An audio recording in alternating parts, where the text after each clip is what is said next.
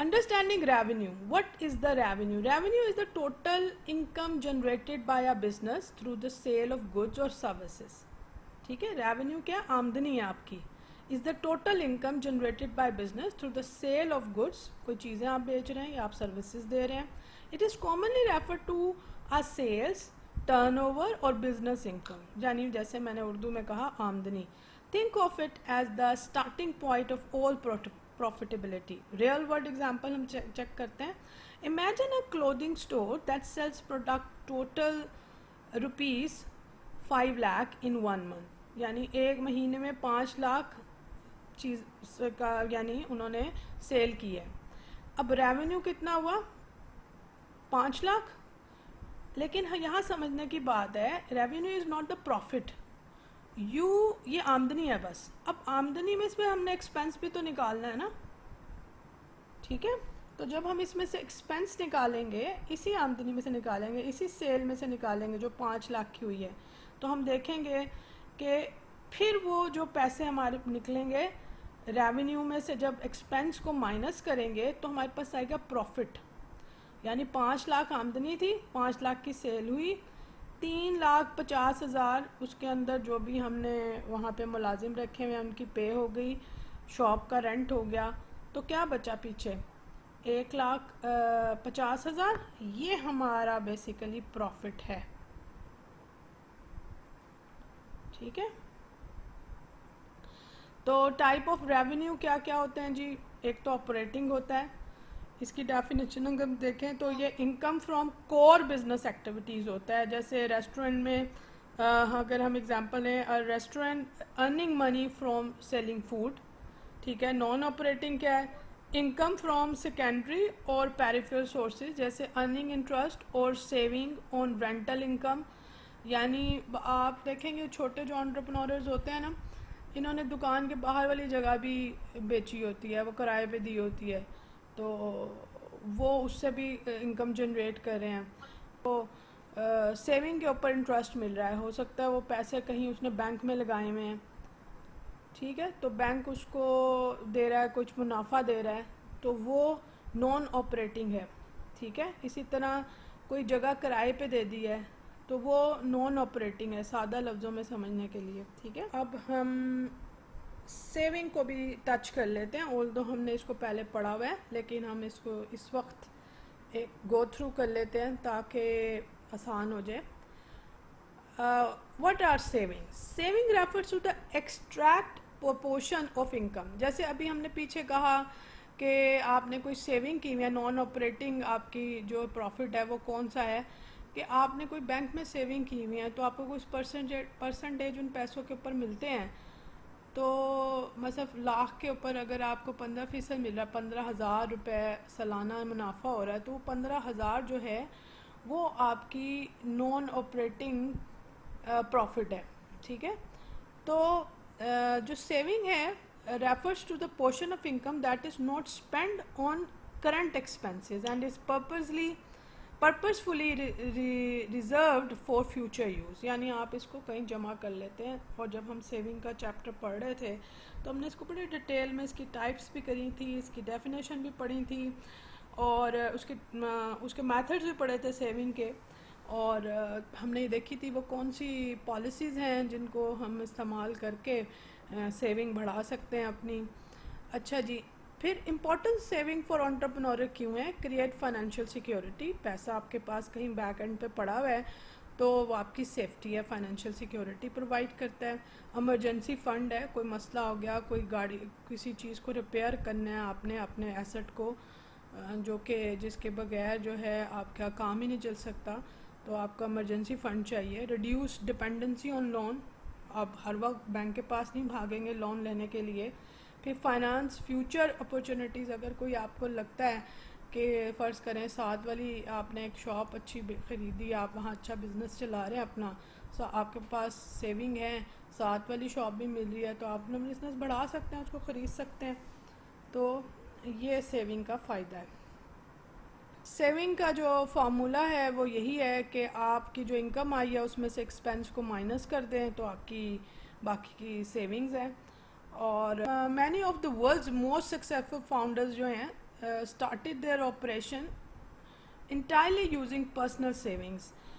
और आप देखें कि ज़्यादातर लोग जो हैं वो अपनी पर्सनल सेविंग से ही बिज़नेस चलाते हैं, क्योंकि फिर उनको कोई इंटरप्ट करने वाला नहीं होता ना, वो अपना पैसा खर्च करें। ये नहीं होता कि अपने अब्बू की सेविंग सारी ज़ाया कर दी तो अब्बू ताने मार के ही जीने नहीं देंगे, या आपने बैंक से ले लिया, हर वक्त आप प्रेशर में है कि मुझे अगर मैं कामयाब ना हुआ तो कैसे ये पीछे, कैसे मैं इनको लोन पे करूँगा। इस तरह मतलब हमेशा ये देखने में आया है कि जो सक्सेसफुल फाउंडर्स हैं वो थोड़े से अपने पैसे से लेके चलते हैं और फिर उस अपने बिज़नेस को बढ़ाते हैं। ठीक है, तो एक्सटर्नल इन्वेस्टर को के पैसा लगाने से पहले पहले वो अपने पैसे के साथ खेलना सीखते हैं। अच्छा जी, इसके बाद आता है इन्वेस्टमेंट। पैसे आ गए आपके पास, जाहिर है वो इन्वेस्टमेंट कि कौन सी इन्वेस्टमेंट है क्या, पहले तो आप ये समझ लें ना। Investment is the allocation of money into specific asset with the explicit expectation of generating future financial returns. ठीक है, यानी इन्वेस्टमेंट ये है कि कहीं पे ऐसी जगह पे पैसा लगाना जहाँ से आपको ये तवक्को हो कि फ्यूचर में कुछ रिटर्न मिलेगा, कुछ फ़ायदा होगा।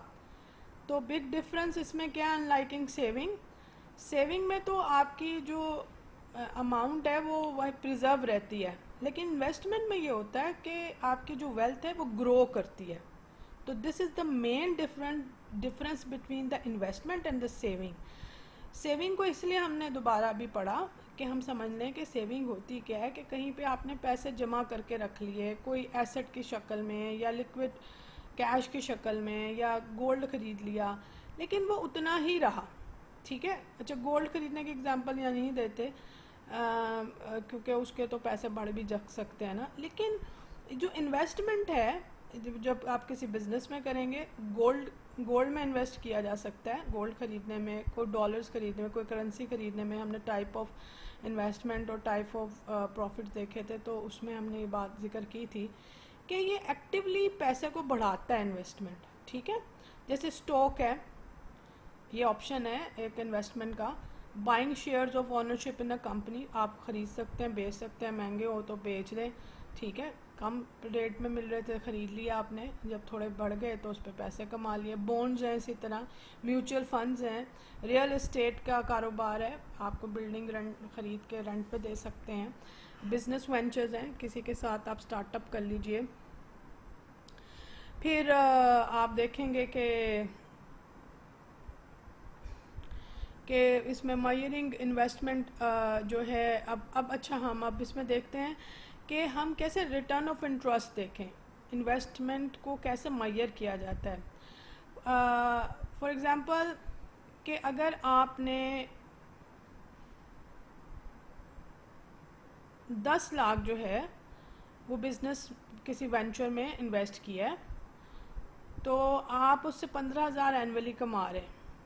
ठीक है, तो हम इसकी परसेंटेज निकाल लेते हैं, यानी हम 15,000 को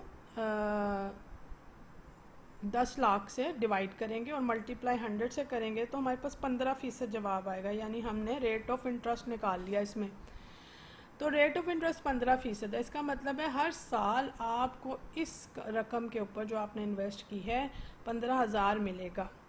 ठीक है, तो ट्रिपल बेनिफिट ऑफ इन्वेस्टिंग है कि ये तो आपके उस मेन अमाउंट, कैपिटल अमाउंट के ऊपर आपको मिला ना। वेल्थ क्रिएशन में इसमें होती है compounding return, help build immense long term wealth. अच्छा, अब बाद में ये जो 15,000 थे ये भी आपके वहाँ पे इन्वेस्ट हुए हैं, आपने ये निकाले नहीं हैं। तो अब अगला जो मुनाफा आपको होगा वो 10,15,000 पे होगा। ठीक है, तो 10,15,000 पे अगला मुनाफा हुआ। तो इसी तरह इसको कहते हैं हम कंपाउंड रिटर्निंग, ठीक है जी, कंपाउंडिंग इफेक्ट देगा, लॉन्ग टर्म वेल्थ के ऊपर आपके इसका फ़ायदा होगा। अच्छा, और इससे ये भी फ़ायदा होगा कि जो इन्फ्लेशन प्रोटेक्शन भी आपको मिल जाएगी, और ये आपकी एक पैसिव इनकम हो जाएगी। ठीक है, एक कैश फ्लो चलेगा, पैसे आते जा रहे हैं, बढ़ते जा रहे हैं, तो ऐसी इन्वेस्टमेंट्स आपको फ़ायदा देती हैं। अच्छा जी, फिर बिज़नेस एक्सपेंशन, और फिर जाहिर है अगर आप फाउंडर हैं तो आपको री इन्वेस्टिंग रिटर्न्स अच्छे मिल रहे हैं और आप बड़े स्केल पे सस्टेनेबल बिज़नेस चला सकेंगे। अच्छा, अगर हम देखें कि what are the difference between the saving and investment, तो रिस्क लेवल को अगर हम देखें तो सेविंग में लो रिस्क होता है। आपने पैसे जमा किए हुए हैं, सेविंग अकाउंट है आपका, या घर में ही पैसे जमा किए हुए हैं, सेविंग है, सेव है, सिक्योर है। लेकिन जब आप मार्केट में इन्वेस्ट कर देते हैं तो मार्केट फ्लक्चुएट करती है। अब इन्वेस्ट करने के मुख्तलिफ तरीके आपको पता, आपने शेयर खरीद लिया, स्टॉक खरीद लिया, या कोई आपने बॉन्ड्स खरीद लिए, या आपने कोई करेंसी खरीद ली, तो फ्लक्चुएशन हो सकता है ना, डॉलर की कीमत ऊपर नीचे जा सकती है, तो हाई रिस्क है इन्वेस्टमेंट में। लिक्विडिटी को देखें तो आप आसानी से उसको विड्रॉ कर सकते हैं सेविंग को, लेकिन इन्वेस्टमेंट में जाहिर है आप टाई अप हैं, एकदम से आपको अगर कैश चाहिए तो आप उसको अपने शेयर्स को फ़ौरन से बेच के नुकसान नहीं खा सकते, ठीक है, आपको थोड़ा वेट करना पड़ेगा, टाई अप हैं अपन मनी के साथ। प्राइमरी ऑब्जेक्टिव आपका अगर आप देखें तो कैपिटल प्रिजर्वेशन रहती है, प्रोटेक्ट रहते हैं, लेकिन यहाँ इन्वेस्टमेंट में अगर ग्रोथ आपकी पैसों की हो रही है तो कभी पैसे कम भी हो सकते हैं ना, कभी नुकसान भी हो सकता है, नफ़ा नुकसान बराबर चल रहा है। और अगर टाइम होराइज़न को देखें, वक्त को देखें, तो शॉर्ट टर्म गोल में सेविंग जो है वो बेहतर रहती हैं, आप इमीडिएट नीड के लिए उसको यूज़ कर सकते हैं। इन्वेस्टमेंट में वो लॉन्ग टर्म होता है, फ्यूचर प्लान्स होते हैं आपके, बड़े स्केल पे किया होता है, तो आप उसको जल्दी से जो है ये लॉन्ग टर्म के लिए इन्वेस्ट किया होता है, तो आप उसको जल्दी से आप यूज़ नहीं कर सकते। फिर रिटर्न जो हैं लो रिटर्न होगा सेविंग में, जाहिर है कम इंटरेस्ट मिलेगा, लेकिन अगर इन्वेस्टमेंट कर रहे हैं तो हायर पोटेंशियल रिटर्न का है, क्योंकि कंपाउंडिंग ग्रोथ होगी। अच्छा जी, let's look at the how these financial concepts tie together perfectly in a real venture. Suppose Sarah starts online clothing business.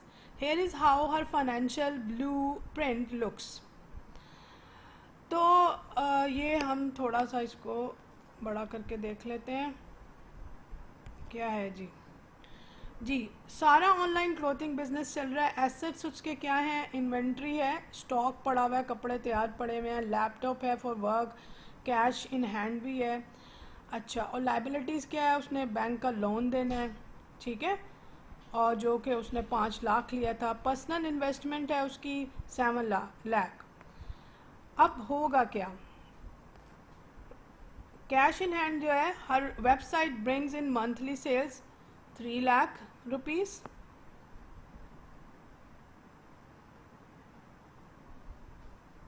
Savings है इसकी, she keeps an emergency fund in a business bank account to cover unexpected delivery glitches और supply chain delay.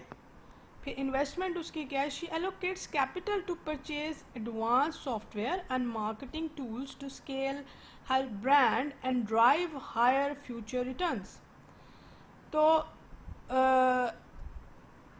तो हम ये देखेंगे, अगर हम इस सारे सिनेरियो को चेक करें, जहाँ तक हमने इस बात को समझा कि ये इस बिज़नेस में कैसे उसका कैश इन हैंड है और सेविंग्स क्या है, इन्वेस्टमेंट क्या है, इस एग्जांपल से आपको आई होप कि समझ आ गई होगी। No concept exist in a vacuum. अगर हम देखें सारे के सारी, अगर बिग पिक्चर में इन सारे चीज़ों को देखें, for an entrepreneur revenue funds, non-concept exists in a vacuum. For an entrepreneur, revenue funds the business, liabilities and equity finance the assets, while a balance of savings and investment ensure the business survives today and expand tomorrow.